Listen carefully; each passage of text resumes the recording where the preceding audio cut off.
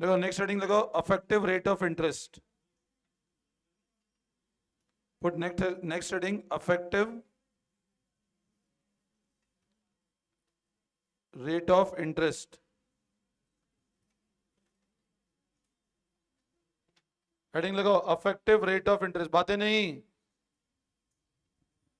अब देखो, effective rate of interest का मतलब क्या होता है। जैसे हम लोग बात करते हैं कंसेप्ट कंपाउंड इंटरेस्ट की। अगर मैं कंपाउंड इंटरेस्ट की बात करता हूं, मान लो मैंने 1,000 रुपए इन्वेस्ट किया, 10% पर एनम, लेट से कंपाउंडिंग एनुअल हो रही है। सुनना ध्यान से, मैंने 1,000 रुपये इन्वेस्ट किया और गिवन है 10% पर एनम एनुअल कंपाउंडिंग है। तो बताओ इंटरेस्ट कितना बनेगा 1 साल के बाद? 100 रुपए। Getting my point? मैंने बोला 1,000 रुपये इन्वेस्ट किया और मैं ऐसा बोलता हूं 10% पर एनम, लेट से हाफ ईयरली कंपाउंडिंग है। अब बताओ अगर 10% per annum half yearly compounding है तो वापस बोल सकता हूं इंटरेस्ट 100 रुपए बनेगा या ज्यादा बनेगा? इंटरेस्ट 100 रुपए रहेगा या ज्यादा रहेगा? बढ़ जाएगा ना इंटरेस्ट। 1,000 पे 10% कितने का इंटरेस्ट आता है? बट ये तो एनुअल होगा। अगर कंपाउंडिंग हाफ ईयरली है तो रेट कितनी लग जाएगी? तो 1,000 का 5% कितना आया?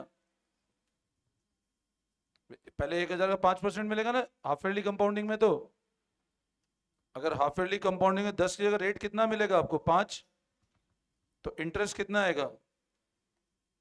और इसका वापस कितना परसेंट? तो इंटरेस्ट कितना बनेगा? ऐसा ही तो होता है कंपाउंड इंटरेस्ट में। 1,050 का दोबारा 5%, तो आपका इंटरेस्ट कितना जाएगा? टोटल अफेक्टिव इंटरेस्ट कितना बैठेगा आपको? आप चेक करो, 1,050 का 5% ये आ रहा है फिगर। तो आपको इंटरेस्ट कितना मिला? 102.5। तो मतलब देखा जाए तो 10% पर एनम एनुअल कंपाउंडिंग क्या इक्वल है क्या 10% per annum half yearly compounding के? नहीं, क्योंकि यहां पे तो मेरे को अफेक्टिव इंटरेस्ट 10%, अफेक्टिव मतलब एक्चुअल में मिला कितना।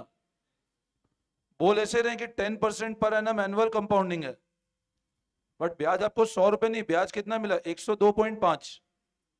मतलब एक तरह से आपको इंटरेस्ट कितना मिला है? मैं ऐसा बोल सकता हूं ना, सुनना मेरी बात। 10% अगर हाफ ईयरली कंपाउंडिंग है, that is equal to effective 10.25% per annum. भाई अगर 10% हाफ ईयरली कंपाउंडिंग है तो वो 10.25% एक तरह से साल भर का रेट हो गया ना। अगर 10% per annum compounding half yearly है तो ब्याज 102.5 बन रहा है ना। तो अफेक्टिव इंटरेस्ट तो ज्यादा बेटर है। अच्छा मेरे को बताओ, मैं बोलता हूं 10% पर एनम क्वार्टरली कंपाउंडिंग है, तो इंटरेस्ट और ज्यादा बनेगा क्योंकि मनी की 4 बार कंपाउंडिंग होगी ना। भाई 10% पर एनम, अपन ने कंपाउंड इंटरेस्ट पढ़ा तो है। मैं बोल रहा हूं 10% पर एनम अगर एनुअल कंपाउंडिंग है तो इंटरेस्ट बना 100 रुपए। 10% पर एनम अगर हाफ ईयरली कंपाउंडिंग है तो इंटरेस्ट बन रहा है 102.5। और अब बोल रहा हूं मान लो 10% पर एनम क्वार्टरली कंपाउंडिंग है तो 1,000 पे पहले मिलेगा 2.5% का ब्याज, तो कितना आएगा? 1025।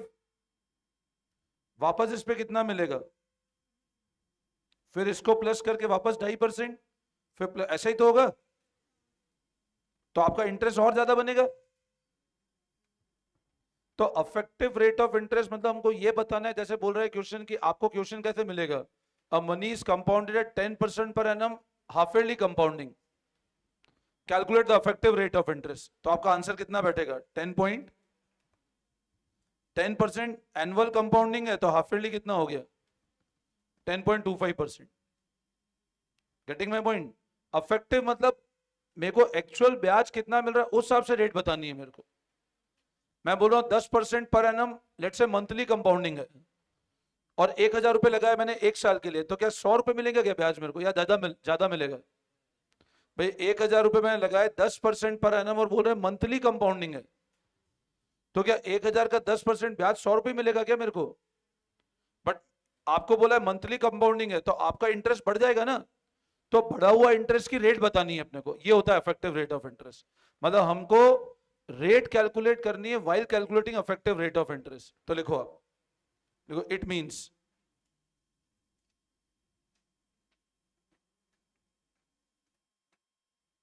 कैलकुलेशन ऑफ इंटरेस्ट रेट, और देखो effective rate of interest equal to 1 + r⁻n - 1। Direct formula लगा के निकाल सकते हो, effective rate of interest equal to 1 + r⁻n - 1।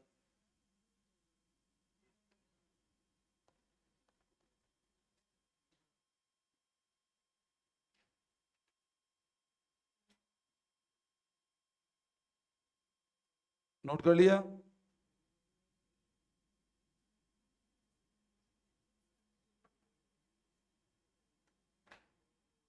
लिखो इक्वेशन, लिखो लिखो, calculate effective rate of interest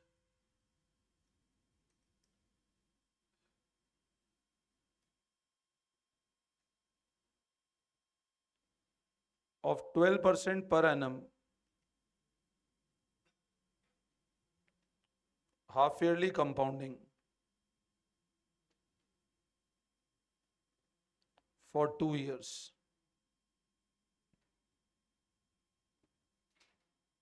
Calculate effective rate of interest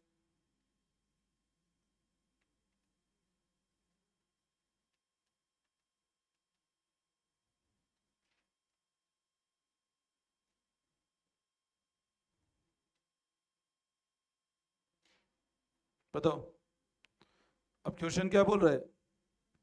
affective rate of interest, और interest क्या है? हाफ ईयरली कंपाउंडिंग है। अब हाफ ईयरली कंपाउंडिंग है और 12% की रेट है, तो हाफ ईयर की रेट क्या हो गई? 6%, और 2 साल का बताना है, तो क्या होगा कि पावर 4 हाफ ईयर है ना, और क्या माइनस कर दूं, ये अफेक्टिव रेट ऑफ इंटरेस्ट आएगी। कितना आ रहा है चेक कर लो, डायरेक्ट फॉर्मूला लगा लो, 12.36 ये आ रहा है, एक बार चेक कर लो, ये फॉर्मूला आ रहा है 1.06 की पावर 4 - 1।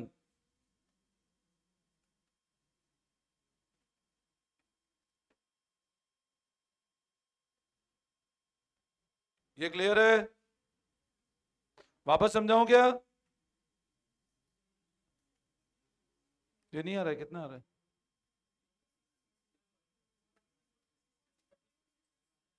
26% कहां से आ रहा है? 12%, 26% मिल जाएगा क्या? आंसर का लॉजिक भी तो समझो आप। 1.06 को 4 बार मल्टीप्लाई करो और माइनस कर दो 1, कितना आ रहा है?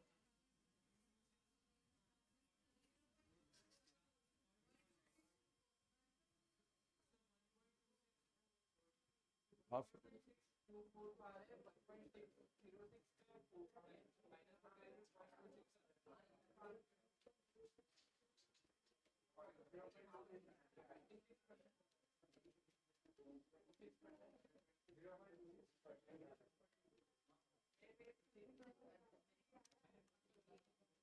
एक मिनट रुक जाओ,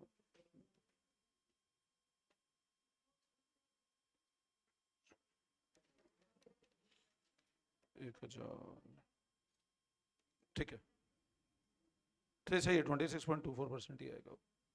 2 साल का है ना ये 2 साल का, इसलिए ये 2 इयर्स का है, इसलिए 26.24%।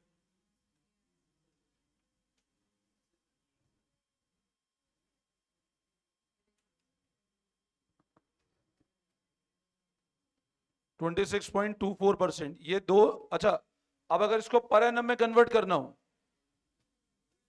तो डिवाइड बाय 2 कर लो, अगर पर एनम में निकालना है, मतलब अगर अपने को इसको लेट से पर एनम में कन्वर्ट करना है तो इफेक्टिव पर एनम में कितना बैठेगा?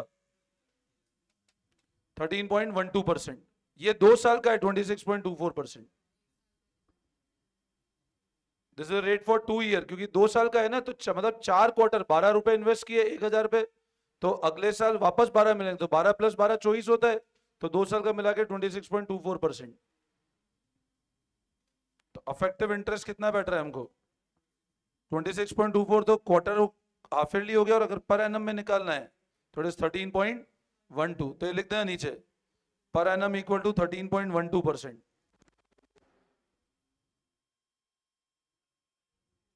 डिवाइड बाय 2, ये 2 साल का है। ऑप्शन होंगे ना क्वेश्चन में, तो मैं एक क्वेश्चन ये क्या दिया, मैं रैंडमली कराया क्वेश्चन, ऑप्शन से कराया था मैं तुमको प्रॉपर। लिखो एक और क्वेश्चन लिखो। लिखो ₹5,000 invested in a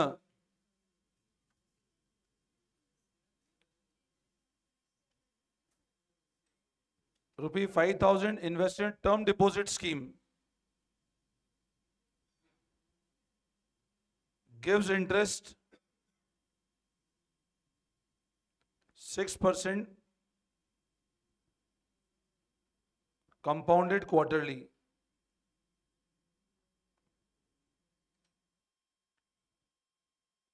What is effective rate of interest? एक साल ही है।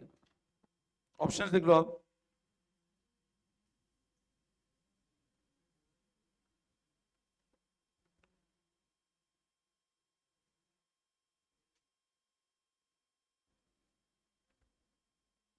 अब बताओ एक बार, कितना इफेक्टिव आ रहा है? अब 6% पर एनम है, तो 6% पर एनम क्वार्टर में कितना हो जाएगा? 1.5%। और एक साल का 4 क्वार्टर, तो 1.015 की पावर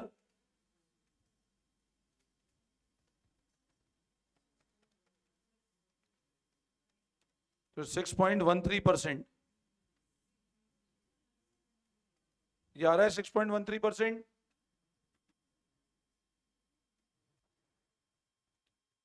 क्लियर है? अच्छा, ये 6.13% है, तो इंटरेस्ट कितना आएगा? अब इंटरेस्ट अगर निकालना हो तो डायरेक्ट 5,000 कितना निकाल लो आप, इतना टोटल इंटरेस्ट आएगा।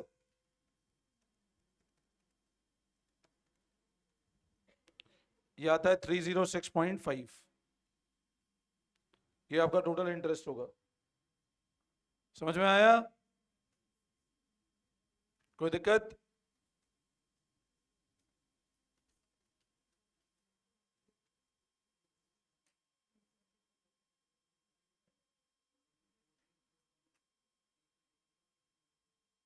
कर लिया क्या?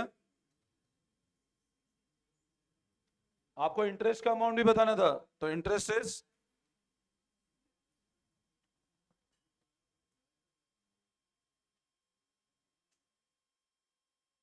कॉपी कर लिया? एक और लिखो।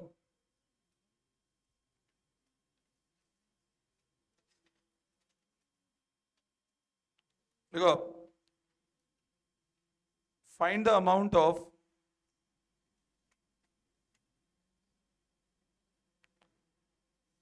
and effective rate of interest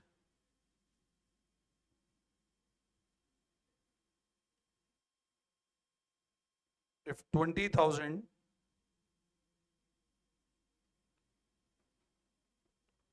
deposit in bank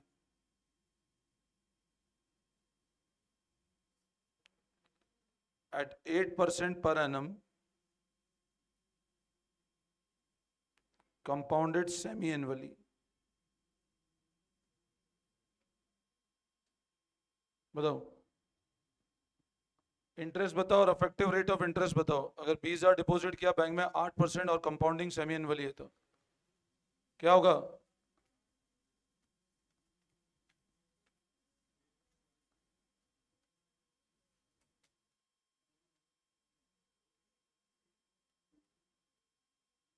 what is effective rate of interest? 8.16%। और इंटरेस्ट कितना आ जाएगा?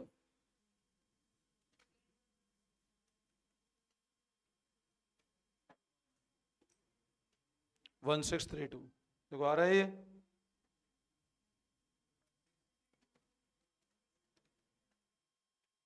चेक करो, आ रहा है 8.16% एंड 1632। इसमें कोई डाउट?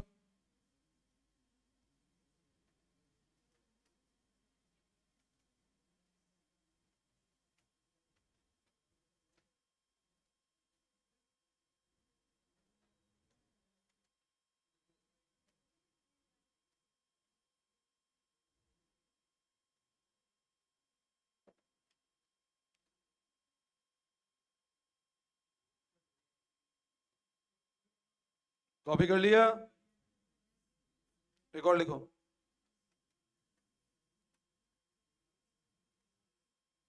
देखो, which is better investment?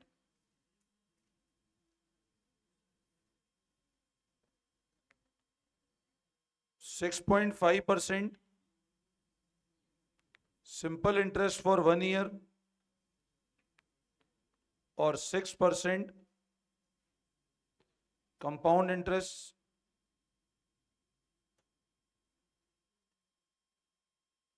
Compounded quarterly. मतलब कौन सा इन्वेस्टमेंट अच्छा है? 6.5% सिंपल इंटरेस्ट 1 साल का, या 6% per annum compound interest quarterly हो? अब 6.5% सिंपल इंटरेस्ट है तो 6.5 रहना है, उसमें तो अफेक्टिव चेंज होना ही नहीं है। सिंपल इंटरेस्ट में तो कोई चेंज होता ही नहीं है ना। सिंपल इंटरेस्ट 6.5 मिले या नॉर्मल मिले 6.5, it's one and the same thing. तो सिंपल इंटरेस्ट में तो अफेक्टिव है ही कितना, सेम। और कंपाउंड में अफेक्टिव कितना बैठेगा? कितना आता है? कंपाउंड में क्वार्टरली में ये बैठेगा। सिंपल में तो सेम ही रहना है ना, सिंपल में तो चेंज होगा ही नहीं। 6.5 बोला, 6.5 मिलना है आपको। तो कौन सा इन्वेस्टमेंट ज्यादा अच्छा है?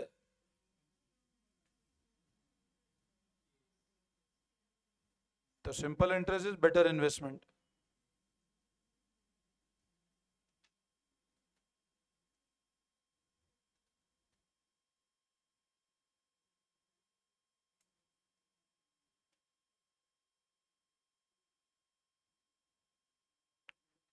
ये नोट कर लिया?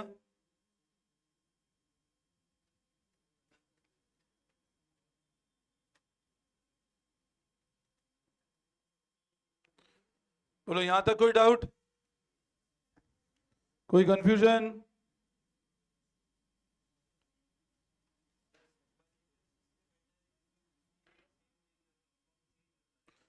कंपाउंड चेंज नहीं, इसमें कंपाउंड में रेट कम है। अगर यही 6.5% कंपाउंड क्वार्टरली होता तो आंख बंद करके कंपाउंडिंग ही ज्यादा होता। या 6.5 का इन्वेस्ट करोगे तो 100 का 6.5 मिलना है अपने को। बट अपने को चेक करना है 6% कंपाउंडिंग क्वार्टरली है तो क्या 6.5 से ऊपर जा रहा है क्या? अब ये 6.13 आ रहा है, जबकि यहाँ कितना आ रहा है? तो ज्यादा 6.5 है ना, इसलिए वो बेटर है। क्वेश्चन ऐसे पूछता ही नहीं 6% सिंपल इंटरेस्ट या 6% हाफ ईयरली कंपाउंडिंग पे कंपाउंड इंटरेस्ट, तो हाफ ईयरली वाला ही बेटर होगा कंपाउंडिंग। अच्छा तो बताओ, 10% पर एनम सिंपल इंटरेस्ट और 10% पर एनम कंपाउंड इंटरेस्ट 1 साल के लिए इन्वेस्टमेंट किया, कौन सा ज्यादा अच्छा है? 1,000 रुपए इन्वेस्ट किया। 10% पर एनम कंपाउंड इंटरेस्ट और 10% सिंपल इंटरेस्ट है, 1 साल के लिए इन्वेस्ट किया। अगर एनुअल कंपाउंडिंग है दोनों में सेम आएगा 1 साल पे। तो अगर एनुअल कंपाउंडिंग है तो सिंपल इंटरेस्ट पे भी सेम हो कंपाउंड। बट अगर मान लो मैं बोलूँ हाफ ईयरली कंपाउंडिंग है तो कंपाउंड ज्यादा अच्छा चला जाएगा।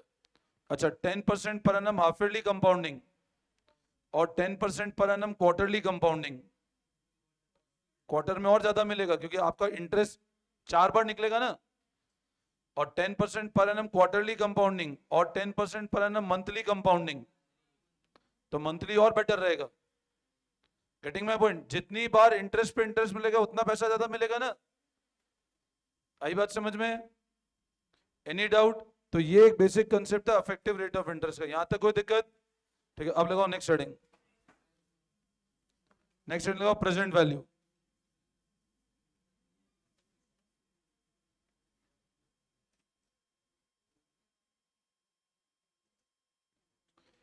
Next heading, present value.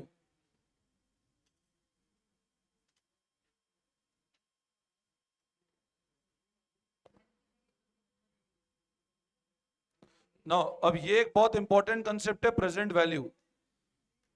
देखो क्या होता है प्रेजेंट वैल्यू का मतलब, सब लोग ध्यान समझना। देखो सुनना मेरी बात।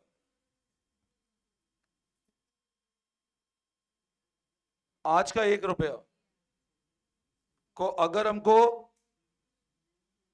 फ्यूचर में लेके जाना है तो इस टेक्निक को हम लोग बोलते हैं कंपाउंडिंग। आज की वैल्यू के थ्रू हमको फ्यूचर की वैल्यू निकालनी है तो उसको बोलते हैं कंपाउंडिंग। और फ्यूचर की वैल्यू को आज पे कन्वर्ट करना है तो इसको बोलते हैं हम लोग डिस्काउंटिंग। सुनना मेरी बात वापस ध्यान से। Today ₹1 if need to be converted to future, इसको बोलते हैं कंपाउंडिंग। और फ्यूचर के पैसे को आज पे कन्वर्ट करना है तो उसको बोलते हैं डिस्काउंटिंग। एक बार ये वाला बनाओ, टुडे ₹1 फ्यूचर कंपाउंडिंग और डिस्काउंटिंग।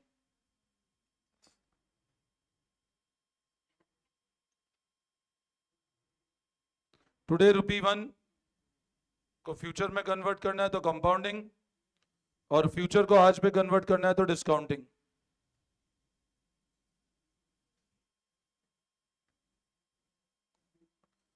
अब नेक्स्ट आने को discounting.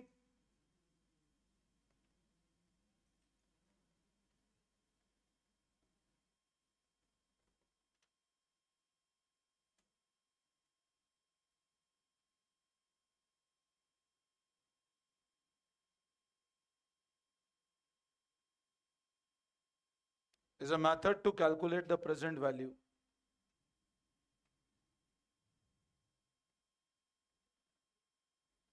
Discounting is a method to calculate present value.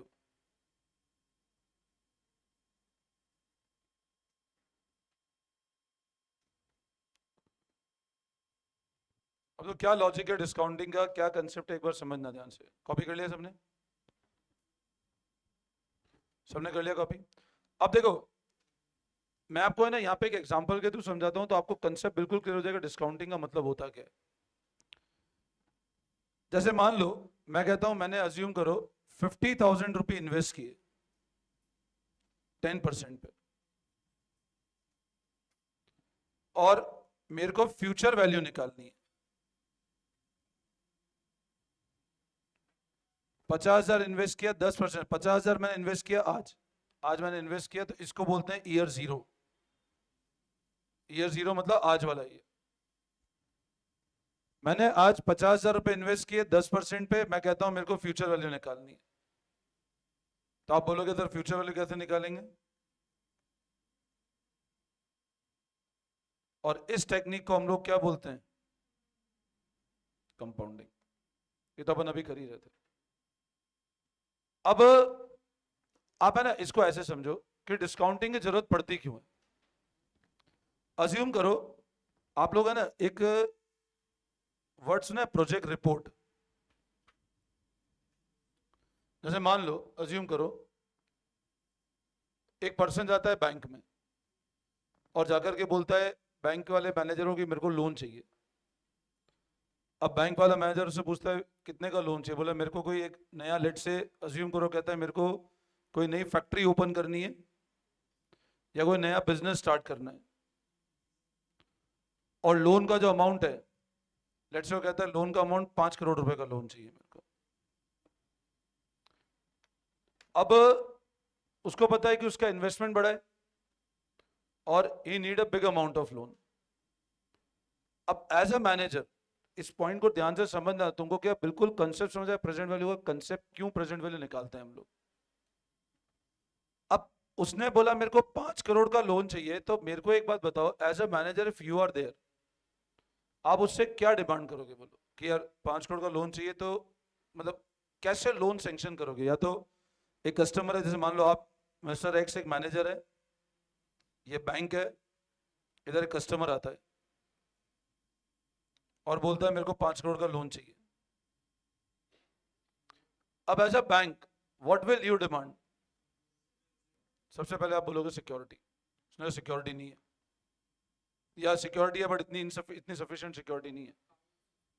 भाई आप मेरे को एक बात बताओ, अज्यूम करो जैसे आज कोई भी बिजनेस है, अगर बड़े बिजनेस हैं तो जहाँ पे मान लो साल का 100 करोड़ 200 करोड़ 300 करोड़ टर्नओवर है, अब उनको एक्सपांशन करना है, अब ऑलरेडी वो 100 सीआर 200 सीआर पे काम कर रहे हैं, उनका लेट से टारगेट है हमको 1000 सीआर पे जाना है, तो उतना इन्वेस्टमेंट करना है हमको, और इतना पैसा आएगा कहाँ से? तो बैंक से फाइनेंस कराना पड़ेगा। आप बैंक से आके बोलो हमको लेट से 200 करोड़ का लोन चाहिए, अब बैंक वाला बोले लाओ सिक्योरिटी लाओ, तो 200 करोड़ की सिक्योरिटी हो तो बैंक से लोन क्यों लोगे इतना बड़ा? इफ यू आपको इतना बड़ा फंडिंग चाहिए, आपने कहा मेरे पास में सिक्योरिटी नहीं है इतनी सफिशिएंट, 200 करोड़ की फंडिंग चाहिए बट मेरे पास लेट सिक्योरिटी 50 करोड़ की है, बट मेरे को लोन तो चाहिए। Now what will you need? ये मिस्टर एक्स क्या बोलेगा बताओ? या तो मना करेगा भैया जीवन में इतना बड़ा लोन तो किया नहीं हमने, इसलिए लोन हमारे बैंक की तो इतनी औकात ही नहीं लोन करने की, तुम तो चले जाओ यहाँ से, या तो ये करें। अब बोले 200 करोड़ का लोन तो हम नहीं कर सकते, अब बताओ अगर लोन नहीं कर सकते तो क्या होगा? भाई आज bank, what is the main business of bank? Bank का सबसे बड़ा बिजनेस कैसे? मान लो मैंने कहा मेरा बिजनेस है पढ़ाना, वहीं से मेरी फीस आ रही है, तो what is the main business of bank? तो बैंक, आप बोलोगे सर बैंक का मेन बिजनेस क्या है? भाई कस्टमर है ना एक तरह से, loan to give the loan, और लोन देगा कहां से? तब तुमसे क्या लेगा बैंक? आप डिपॉजिट कराते हो, एफडी कराते हो, वो बैंक ऐसा थोड़ी ना अपने पास रखता है, बैंक उसको इन्वेस्ट करता है, और इन्वेस्टमेंट सबसे बड़ा इन्वेस्टमेंट बैंक किस फॉर्म में करता है? लोन हो गए, क्रेडिट कार्ड्स हो गए, ठीक है ना, अनसिक्योर्ड लोन्स हो गए। तो देखते हो कितनी बार आप लोगों ने बहुत सी बार अगर कुछ एडवर्टीजमेंट देखा है, या मैं बताता हूँ हमारे पास बहुत से फोन कॉल आते हैं अनसिक्योर्ड लोन ले लो, और अनसिक्योर्ड लोन 13%, 15%, 18% का ब्याज चार्ज करता है बैंक। अब बैंक कितना एफडी पे रेट इंटरेस्ट थोड़ी ना दे रहा है, एफडी पे तो आप देखोगे तो हार्डली 6.6 हाईएस्ट पर रेट ऑफ इंटरेस्ट है, बट बैंक बदले में इस रेट पे लोन दे रहा है अनसिक्योर्ड। और अगर क्रेडिट कार्ड्स हैं और टाइमली पेमेंट ना करो क्रेडिट कार्ड का, तो मैंने पहले ही बताया 36% इंटरेस्ट रेट होती है बैंक की, मतलब स्टार्ट इनकरिंग जनरल कोई भी क्रेडिट कार्ड हो 36% का ब्याज रेट लेता है बैंक।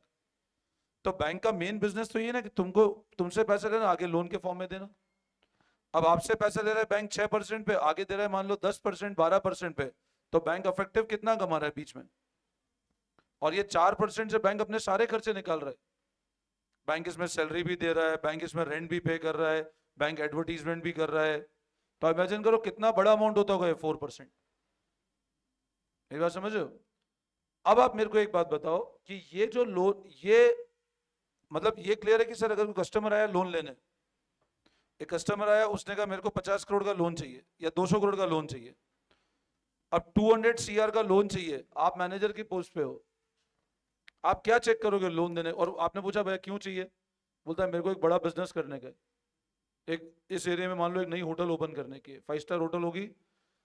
अब उसने कंस्ट्रक्शन करने में भी लगभग 5 साल का समय लगेगा, आज मैंने सोचा बट 5 ईयर लगेंगे कंस्ट्रक्शन करने में, और 5 साल तक पैसा लाओगे कहां से? क्योंकि रेवेन्यू तो 5 साल बाद चालू होगा। भाई आप जब कंस्ट्रक्शन करोगे कमाई तो 5 इयर्स के बाद स्टार्ट होगी ना।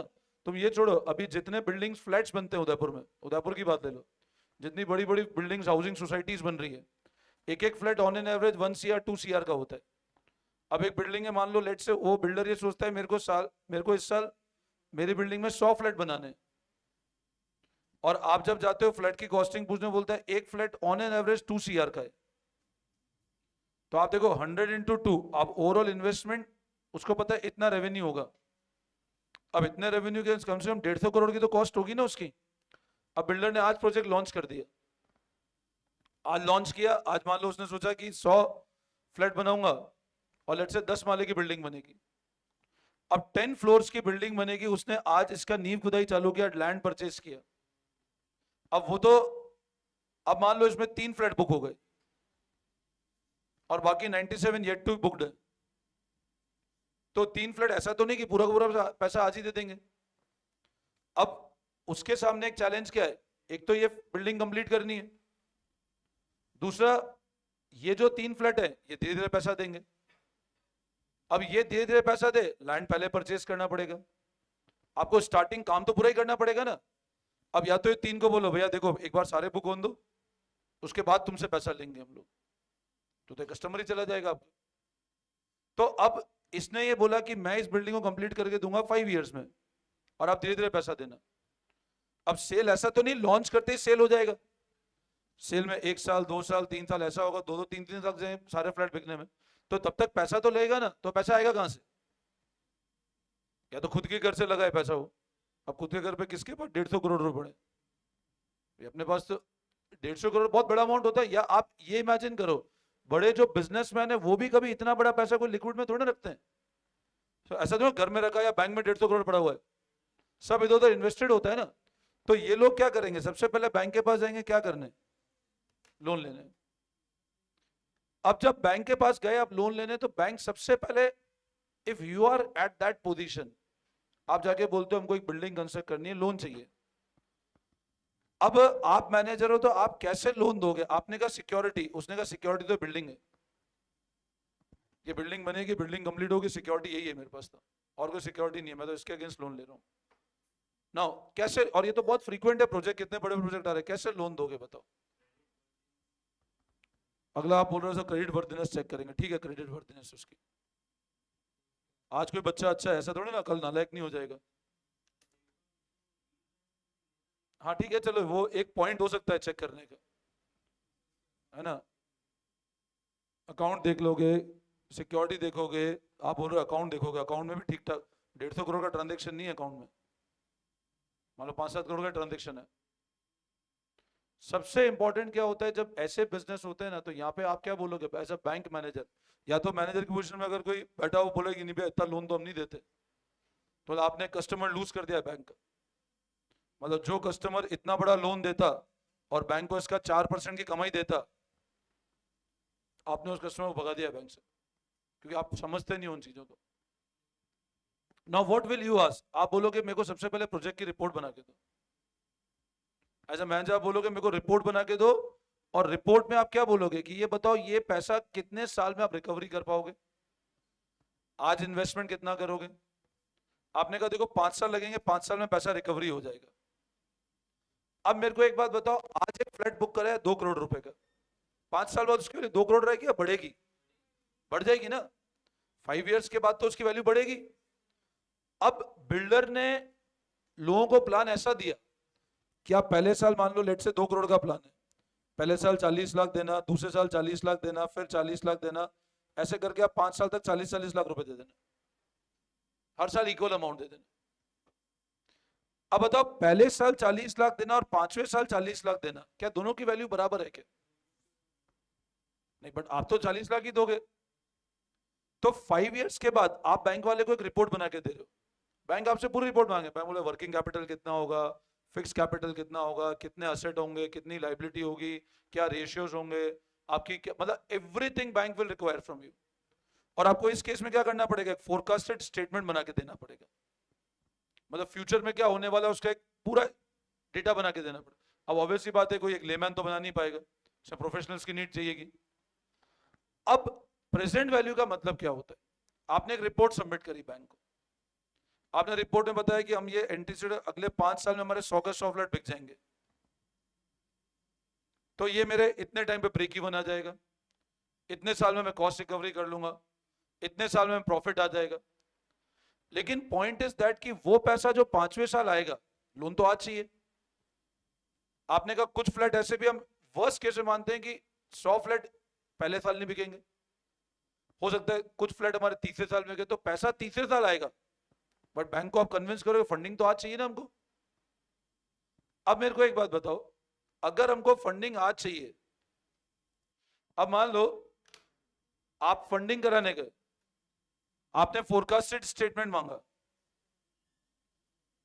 अब बताओ फोरकास्टेड स्टेटमेंट अगर आप बैंक को दे रहे हो, तीसरे साल आपके पास ये अमाउंट आएगा, तो बैंक से फंडिंग तो आज चाहिए, पेमेंट 3 साल बाद आ रहा है, तो आप क्या करते हो, बैंक को कन्विंस करते हो कि जो फ्यूचर का वैल्यू है, भले ही वो 40 लाख आता है, तो आप उस 40 लाख को पहले आज की वैल्यू पे कन्वर्ट करते हो कि जो भी पैसा मेरे को फ्यूचर में आने वाला है उसको मैं पहले आज पे कन्वर्ट करके बैंक को कन्विंस करूंगा। क्योंकि देखो ये 40 लाख की वैल्यू 5वें साल बाद और आज का 40 लाख, अच्छा किसकी वैल्यू कम होगी बताओ? 5 साल बाद 40 लाख की आज के 40 लाख? तो इस 5 साल बाद के 40 लाख को हम लोग आज पे कन्वर्ट करते हैं और इस टेक्निक को हम लोग बोलते हैं प्रेजेंट वैल्यू। मतलब मैं फ्यूचर के पैसे को आज पे कन्वर्ट करता हूं। अब मैं महंगाई की दर पकड़ लेता हूं कि पैसा अगर मान लो महंगाई 10% से बढ़ती है तो मनी कितना डिवैल्यू हो जाएगा, और जितना मनी डिवैल्यू होगा उस हिसाब से मैं वैल्यू निकाल लेता हूं। ये बेसिक लॉजिक है प्रेजेंट वैल्यू क्यों निकालते हैं हम लोग, ठीक है ना? अब इसके जो क्वेश्चन है वो हम लोग फिर कल वाली क्लास से स्टार्ट करते हैं। Thank you all of